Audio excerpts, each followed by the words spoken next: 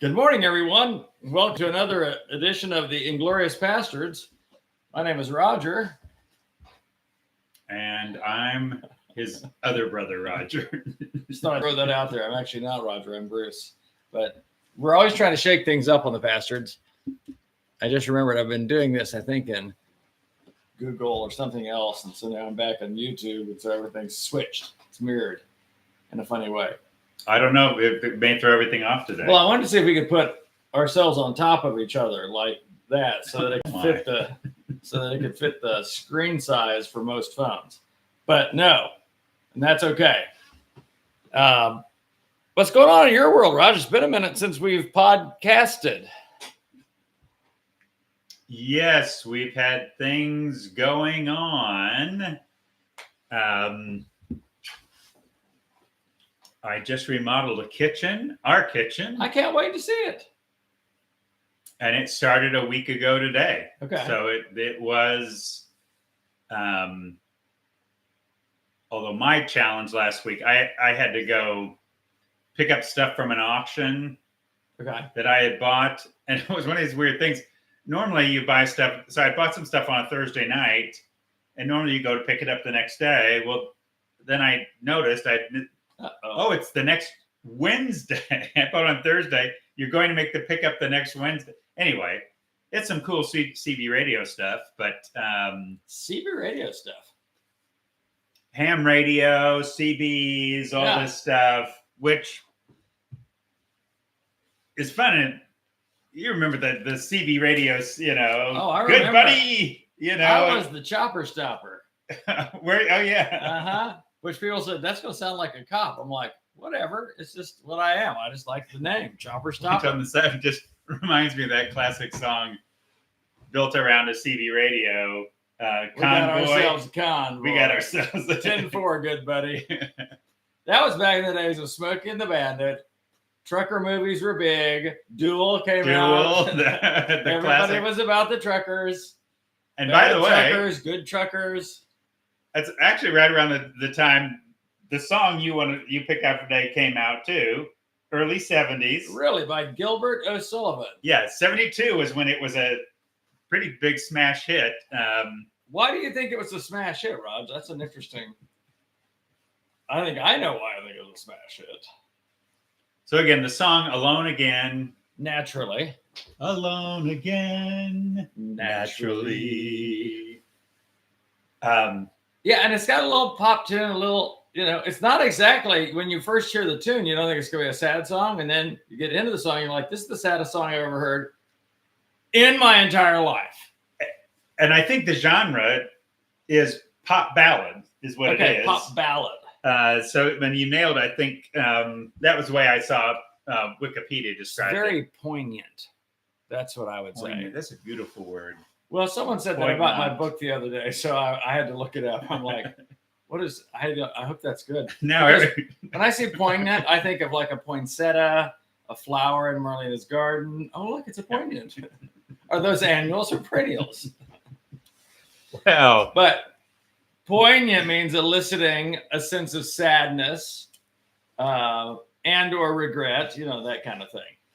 Poignant. Yeah. No, it's a beautiful word that could be a flower, apparently. And I only figured out one part of this thing last week because the song was going through my head. It is an earworm. I'll tell you, once you listen to it once, you can't get rid of it. It stays in there forever. True. It's an earworm. Like I woke up this morning and it was like literally, I wake up, alone again. And you're like, where's my wife's sitting right next to me, right. But no, but for whatever reason, when I first was listening to the song, it's so funny because great songs tell a story. This tells a story. It has several stories woven into one story, but it's his story.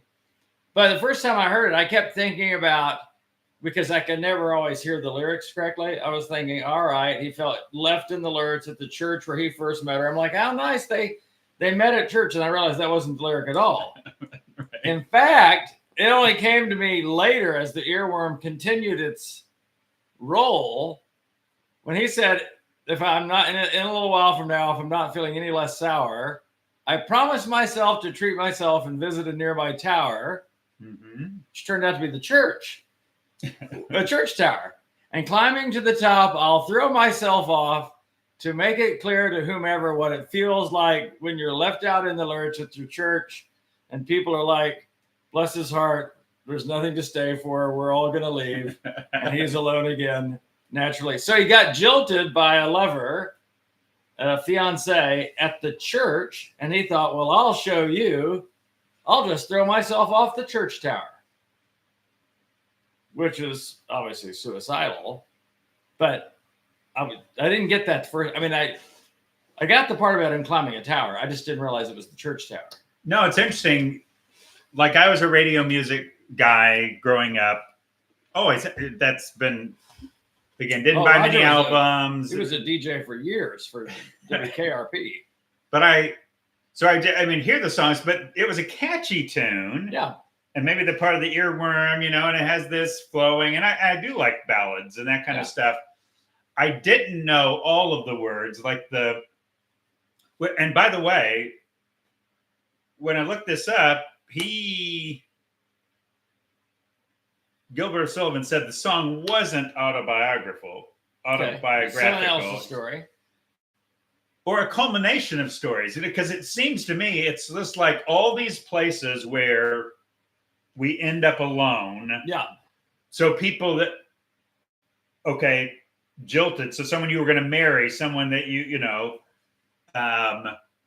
but again, a sister dies, a parent leaves, it seemed maybe to be this song about losses where, we feel alone. Yeah. And when he gets into the second verse and starts really unpacking more what he feels. Yeah. Right. So they're supposed to get married at the church, but then he brings in the spiritual component of the whole thing, which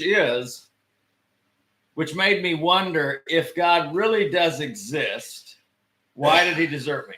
And I remember when I heard that song for the first time, I was thinking, oh, this is terrible. This is like anathema. We shouldn't even be listening to this song because someone is questioning the existence of God. But I realize now, no, that's the human condition. When we experience loss and tragedy and heartbreak, it's like, is there a God? And if there is God, is he good? And if he is good, does he care? Right. And I think it goes on a flow of things. Does he care then about me?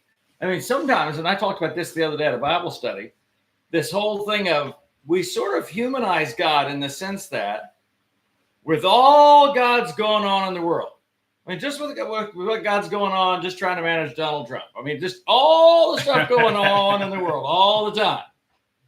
How can my life matter to him? How can he even see me? Yep. And then I realized, and Marlena gave me some help on this, I realized, all right, we think about like Cray computers and how much they can process at once. And now Marlena reminded me there's now quantum computers, which are so much faster than those. And God is able to process information. And when I say information, it's relationship. Infinitely faster than any computer that we could ever create. And I say when I tend to humanize God because I think there's only so many people that I can genuinely, care for, know what's going on in their life, gosh, right. Care about it, pray for them, talk to them on the phone. Very tiny bandwidth. It's very tiny bandwidth. And so I sometimes think, so God can't, I get God can see everything, but it's not like he actually cares. And for Gilbert O'Sullivan, when he wrote the song, whoever story he's telling, it's like, does God even exist? Because there's a part of us that if God exists, he's going to protect us from the bad thing, or and there's so many components to that song. Well, it makes me wonder. Now I'm thinking about that tension, a very human tension. I get this piece of, I've got two options in front of me, right? Either God doesn't exist or he exists and doesn't give a rip about me and abandon me. Yeah. Because this is where all these other people have abandoned him. And ultimately he traces that back, which makes God has. So I'm now left. I'm just thinking with because he said, why has he deserted me? He doesn't ask the question, why did she leave me at the altar? Right. He asks, if God does it, why did he desert me? So now So it's an aloneness from a person you love. It's aloneness from a person who loves you deeply as you experience it. It's why did God desert me? But, go ahead. Well, so, but you realize how fundamental that condition or that feeling and emotion is when you realize Jesus expressed those very words. Father, why have you abandoned me? So the idea why that have you deserted me? The feeling abandoned by God is not an inappropriate. In other words, you're saying either Jesus, if Jesus felt that, expressed that, us feeling that and expressing that can't be a wrong or evil thing. It's not going to be an evil thing. That's not a bad thing. Right. So in this song, there to me is the tension. Did he just abandon me, or is he not there? I think it's actually a little of the tension John the Baptizer felt. Has he just abandoned me, or is he really not able to do? He can heal all this, but is he? I mean, he can't. Either he can't deliver me, or he's abandoned me, and that's a very, again, this very human condition. So this word comes to Jesus. He doesn't. I guess that's part of what's coming out for me is, like, gosh, people listening to, if you felt abandoned by God, and maybe that's the song where it's a resonant point is. I think a lot of people feel that in dark. Oh, absolutely. Yeah. No. I've had clients that say they'll use words similar to that. I feel far from God, and the idea is that they sort of feel like it's all their fault first, which is interesting. It's all my fault, and I assure them God understands your emotions. He understands why you feel what you feel. Right. He understands what led you to feel those things. He's not offended by that. If he's not offended by what David said in the Psalms, he's certainly not offended by your feeling. But part of what they're saying is, without saying it, is I either feel deserted by God or I feel disappointed with God. Now, that just seems blasphemous. I mean, to some, I'm disappointed that God didn't intervene in whatever way that was. Right. And of course, what I tell clients, what I have to tell myself all the time is, in my experience, God typically, I'm not saying always, but God typically doesn't force people to do things. Right. Like, no, you can't leave him at the church in the lurch. Right. You've got to stay with him, and if I was sitting down with that young man, I would say, dude, it's much better now than it would be if she left you in the lurch 10 years from now.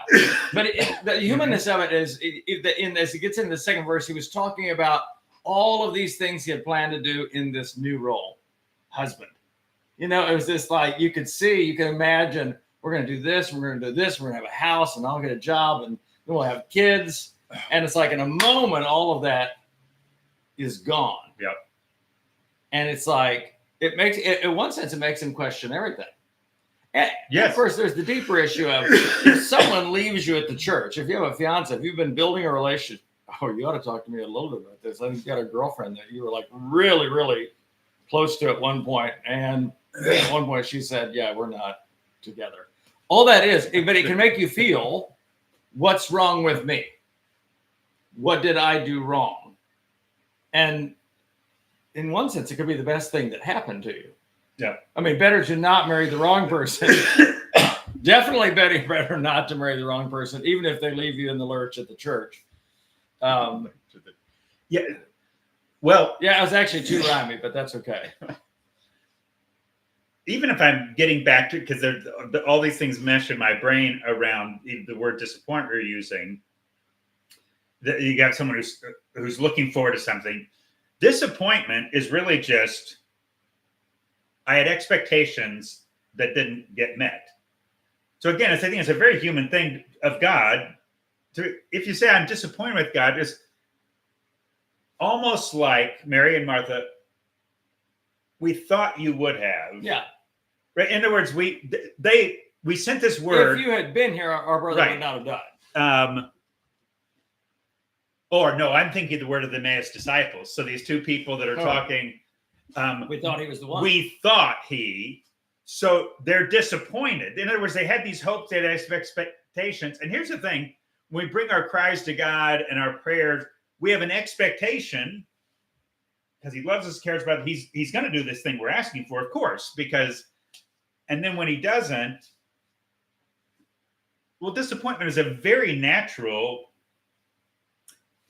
and isn't it emotion. Yeah, and isn't it interesting because I was writing on this yesterday. I had a blog due for Speak Up yesterday. Oh, good. So I redid part of my piece on rest that I did way back in the pandemic. But it was this whole thing when the world seems to be going crazy and everything's out of control. And you know, even with what we've experienced in the last several months in our culture, political assassinations and other than multiple ones. I mean, just it's like you feel like the world's just out of control. It's crazy. And I reminded people, those are the times we need to rest. We need to rest in the goodness of God. We need to rest in the sovereignty of God. We need to rest in the fact that God's in charge. It's this, we can get all caught up in all the other things and feel like there's something we should do. Not necessarily. I mean, if God speaks to you and said there's a thing you can do or should do, absolutely. But I was just at a season of going, no, there's a place for rest. All right, now back on topic of Gilbert O'Sullivan, which was, did you notice the bridge? I had never noticed the bridge before. So he does this bridge in the middle of the song. So the first two verses he talks about the jilted lover left at the church. The last two verses he basically talks about his father dying and then his mother passing on, which we'll talk about in a second. But in the middle, he goes into this philosophic wondering about all the people in the world, in his words, whose hearts go unattended. And it rhymed with mended. Something going. It was beautiful. And I thought, oh my gosh, this is where followers of Jesus Christ have the great opportunity. Because I do think there's a loneliness pandemic that still exists in America today. Again, I don't know how much that's going on worldwide. I see more and more people that are settling for virtual relationships. I have no idea what AI is going to do in the terms of trying to replace relationships. Oh, but there's already movement. Yes. Movement that way. Right. And I'm like, we need the human touch more than ever before. And so he's in his song, if I felt this way when I was jilted by a lover, if I felt this way when my parents died and I felt alone, then he meanders into the, I wonder all the world, the hearts left unmended, left unattended. He says, what do we do? What do we do? And I would say to that, you go and be with someone. I mean, the only way to end loneliness is to be with someone. I remember years and years and years ago when we had started Cornerstone, the ministry Cornerstone, which was helping work with under-resourced families and individuals and still doing its work to this day in 35805. And I remember a good friend asked me one time, what is it? I mean, what's your ultimate goal with that? What are you actually trying to do? I mean, do you actually think you can end poverty? And I said, no. I said, but we can help end loneliness for a few or for some. I can't. But I just realized because I was learning to be really strong. It's about relationships. People need to know that they have people that care about them. And isn't it interesting that Gilbert O'Sullivan, at least in the writing of the song, alluded to the fact that the loss of community, the loss of a person that you were close to, can actually make you feel the loss of God. Yes. And so how do he asked the question in the middle of the song, what do we do? What do we do? Well, then we come and we connect with another human being. And in connecting with that human being, we address the aloneness, but we also address the issue of God sees you. Right. I remember I say that more and more to people now, particularly if I meet new people or in counseling, I meet a lot of new people that are just going through very difficult times. And I just look them in the eye and I said, I want you to know that God sees you and that he cares about you. And often that'll bring tears to their eyes because in that moment, they feel super alone. There's an estrangement from a spouse. There's an estrangement from a family member. There's a loss of a friend and they feel alone. And they feel either they've done something wrong, so they feel far from God, or they feel like God's distant from them. And And it is why one of my top 10 favorite books still of all time is this Philip Yancey's book, Disappointment with God. Yep. Because he talks about the great questions of, is God there? Does he care? Is he silent? Is he still speaking today? And does a great job not answering all of our questions, but helping us understand that God is there and he does see us and he does care. Yeah. And he said, I think one of his greatest arguments, and I love thinkers, a lot like you, Raj. I love people that think through the implications of things. Cry. But he says we think we want to hear a verbal word from God because a verbal word from God will increase our faith. Like if God showed up at the door right now at my office and said, "Hey, Bruce, I want you to do this thing," then suddenly our faith would be unwavering from that point on. He said, let's go back to the children of Israel. They heard the voice of God thundering from the mountain where Moses was, where he was writing the law and all of this. They heard the voice of God. And he said, weeks later, they were worshiping a calf. He said, hearing the literal voice of God, the audible voice of God, didn't actually foster more faith. It was interesting. And I was like, that's brilliant. Yeah. I never thought about that. But listening for the still small voice of God, which is, let's think about this as I thought through the song, which is a whole lot more art than science. Listening for the voice of God. And it's an imperfect art. We've heard of imperfect science, but this is an imperfect art because I've had people lose faith over, hey, I thought God told me this. You wanted me to do this, and then it failed. It didn't happen. It didn't work out. And I'm like, do you realize how many Old Testament prophets God talked to and said, hey, I want you to do this and this and this and this, and then it didn't happen. It didn't work out. They ended up. Right. In fact, Jeremiah was so bummed. He said, you tricked me. He actually said this. He said, God, you deceived me. Yep. Now, that was the way he interpreted it. God was going to bring the nation of Israel to repentance. That's how he interpreted it. That was not what God was saying. I think Jonah felt like God tricked him too. Yeah. Oh, you're going to judge and I got to go all right, I'm going to go announce the judgment. But then later on, he's like, I knew it, doggone it, I knew it. I was reading someone that talked about the great racist of the Old Testament, which was Jonah. Yeah. He was all about the fire and brimstone message. He was like, you guys deserve to die.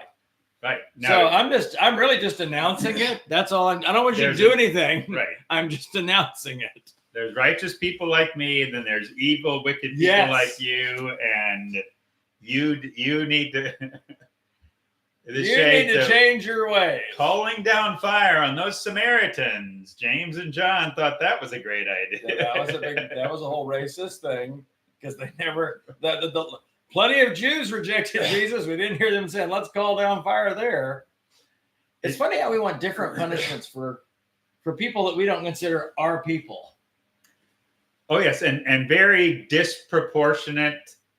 This is where the more unlike us we see people, not like me, the more deserving of greater consequence, greater pain, which I think is part of this reason why we end up, even we're getting back at someone, it's very often disproportionate. It's like it's not just eye for eye. It's, eye for tooth, right? You knock my tooth out, I'm taking out your eye.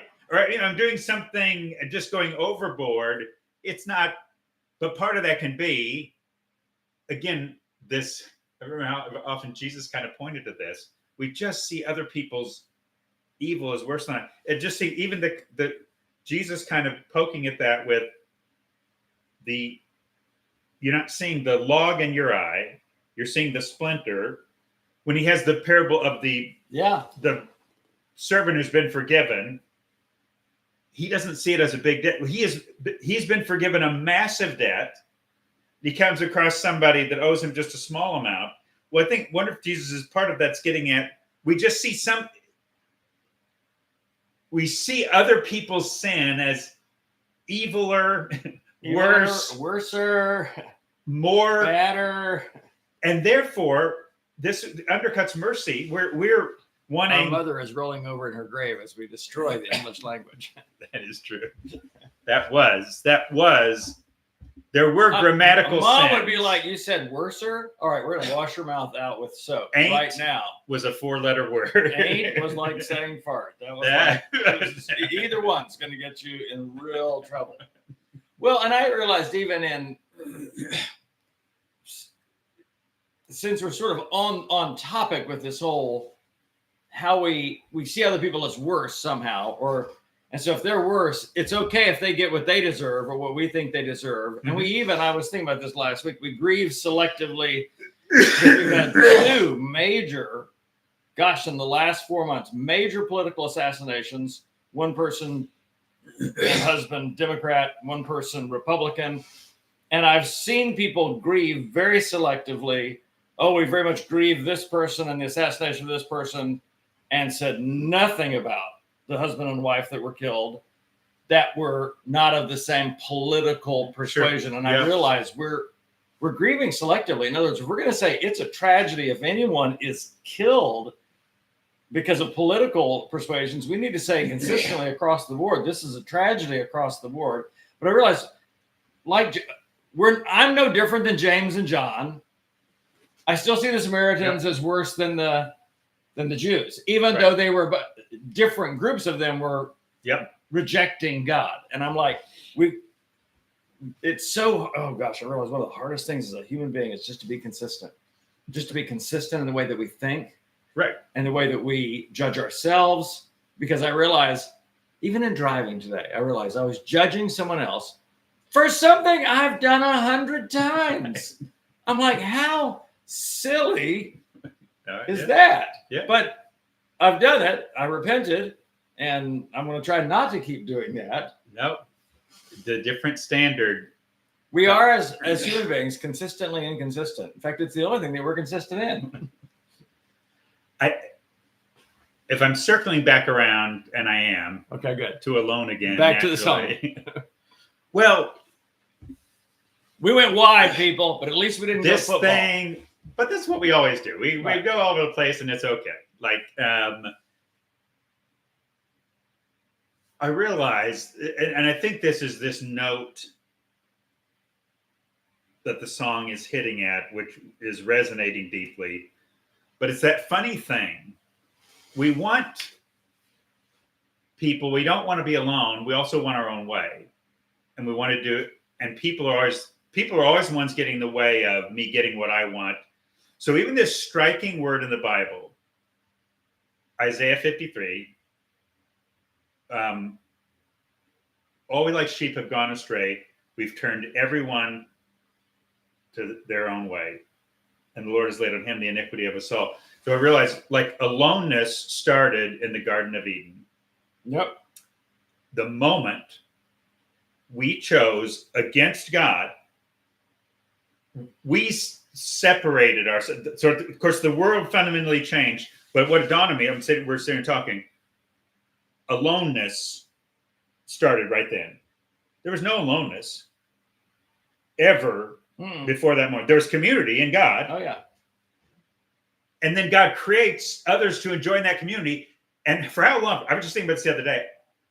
I wonder how long Adam and Eve were around before. In my mind, like you're reading the page of the Bible, like it happened within minutes of him creating them. Exactly. Right, exactly. It could have been 100 years. No, we don't know. It could be all so I've thought about, but I realized the world fundamentally really changed. Good. Yeah. All the things that came into play in that nanosecond, the world so fundamentally, but what entered the world was aloneness.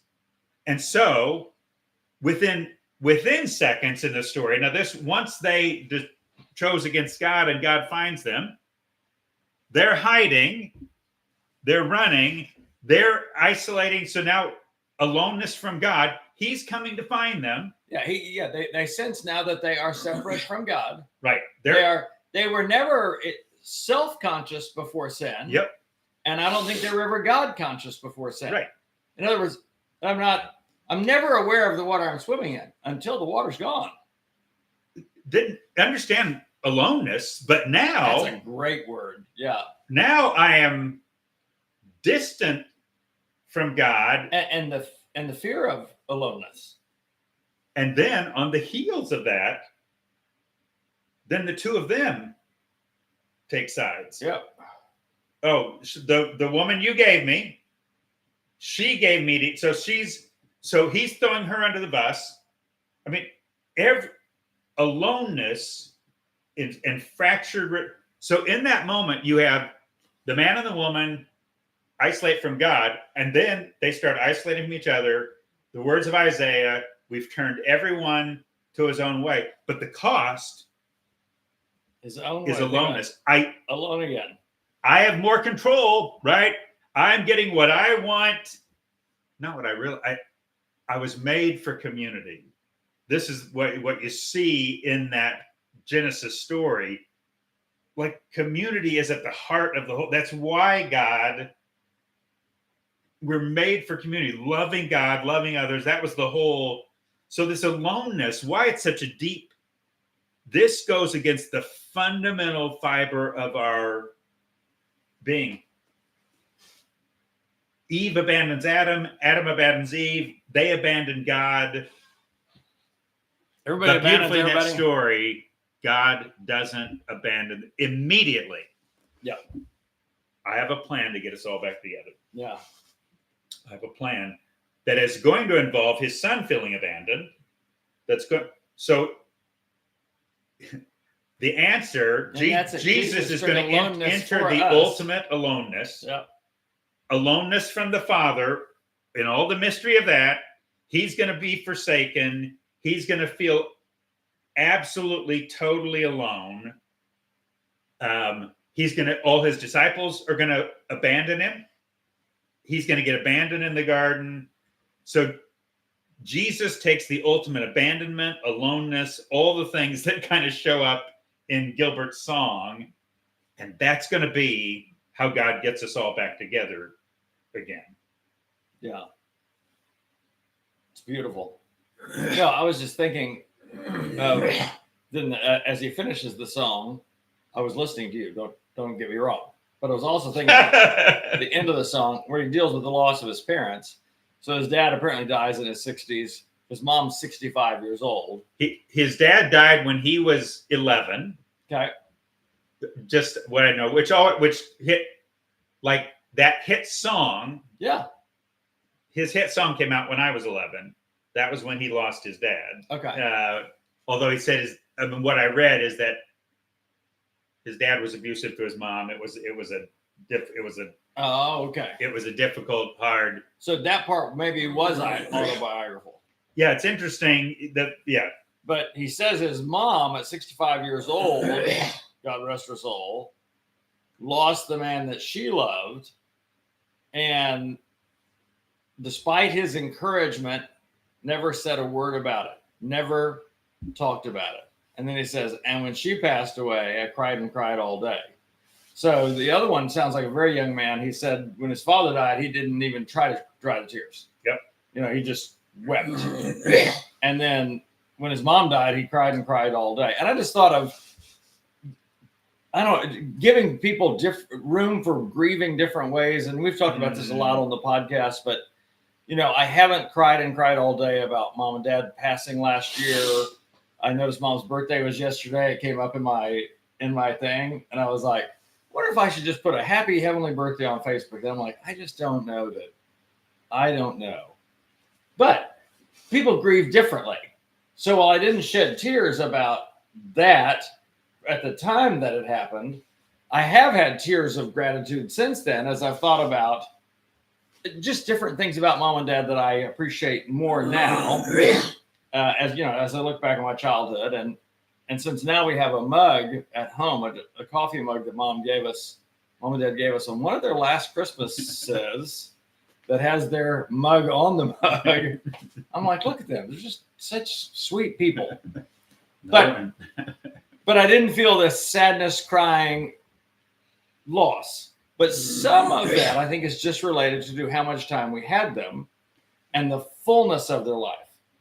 And I felt very different about losing a 24-year-old girl that I've only known for 2 years, interestingly enough. Yeah. But felt much worse about that than I did about parents that are almost 90 years old. Yeah. But then I know other people whose parents are 80 and 90, and they just feel a terrible sense of loss and crushed and just which is also nothing wrong. That's not a no. It's even members of our family have processed that very differently. And I'm like, boy, just give people room to grieve differently, but don't insist that they grieve alone. If we're getting anything out of that song, even the whole idea of even the name of the song, Alone Again, naturally, it's like Alone Again, par for the course. Yep. I knew it was coming. It always ends this way. At the end of the day, I'm always alone. People will abandon you. People will die. People will abandon you. God won't come through. You. Those are the words used. Yes. Left in the lurch. Yep. Abandoned. Deserted. That's the word he uses about God. Yeah. Passed away. Died. Yeah, it's... And by the way, you should listen to the song. I know we're really pitching it in such a way you're like, I will never listen to that song. But it is. It's a poignant song, but it's also a good song. Yep. So how do we wrap all this up, Raj? You're gone next week. I guess I could do the podcast alone, naturally. I like it. You like it? I could pick out a song. Roger could pick out a song. Classic solo songs. Classic solo songs. I don't know how I would do it if I didn't have anyone to talk to. I would probably talk to myself. Roger, what do you think about the song Sadness? Well, Bruce, I think it's very sad that we're talking about sadness today. I mean, I can't say what Roger said. I was Miley Cyrus has a song, she's out of a relationship. I don't need this, I can buy myself flowers. I can take myself dancing. Which is just this sort of sad. I was just thinking, but one of those, we're talking about alone songs. It's okay. And I know. Look, flowers for me. Listen, I know someone on their birthday that sends themselves flowers. And I just ache. Yeah. That's just that seems weird to you. I celebrate my birthday by buying myself stuff all the time. I can send myself flowers. I can buy myself stuff. Anyway, yes. So next week we'll not be back. Not that you care, because it's only like once every 3 weeks. And I'm going to be gone for 2 weeks to see our kids in Connecticut. So. You're going for 2 weeks? The eBay store is closed for 2 weeks? Or the eBay store will be closed for 2 weeks, yes. Good for you. Oh, yeah. Daddy Warbucks. Apparently you got it socked away somewhere. Just take a couple of weeks off. Must be nice. You take weeks off all the time. Have fun, Rod. They're working weeks. I take a week. Oh, we're just going to be away for 2 weeks to Greece. That was work. And Turkey and Iceland. I saw a lot of pictures of not working. Oh, trust me, we were working. We were demonstrating for others how to take a picture. All right, everybody get a selfie by the Ephesus thing here, the library at Ephesus. Oh. Here, we'll do it first. All I know is smile, honey, look happy. There's plenty of times on these trips you have with all these people where you do want to be alone again, naturally. Oh, I do. Yeah. Because you can get people. We don't even need to talk about that. I love being with people 24/7 until I don't. How do we stop it? Oh, this is back. We're back to just can't stop it. Stream.